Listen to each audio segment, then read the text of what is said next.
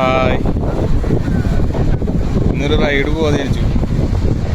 കാലത്ത് നോക്കിയപ്പോൾ മഴയൊന്നുമില്ല, നല്ല കാലാവസ്ഥയാണ്. അപ്പോൾ വിചാരിച്ചു ഒന്ന് കുറച്ച് നേരം ഒരു സൈക്ലിംഗ് ആവാം. ചെറുപ്പത്തിൽ ഒരുപാട് സൈക്കിൾ ചവിട്ടിയിട്ടില്ലല്ലേ. സൈക്ലിംഗ് എപ്പോഴും എനിക്കൊരു ക്രൈസാണ്. അപ്പോൾ ഒരു റൈഡിന് ഇറങ്ങിയതാ.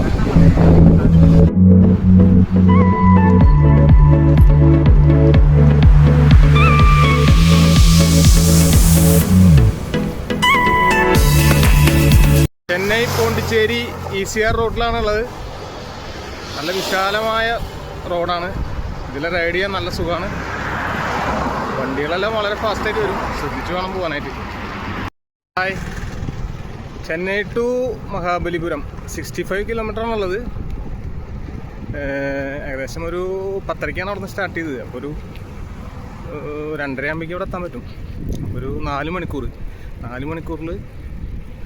അവിടെ റീച്ച് ആവാൻ പറ്റും. Okay, bye. അവിടെ ചെന്നിട്ട് കാണാം.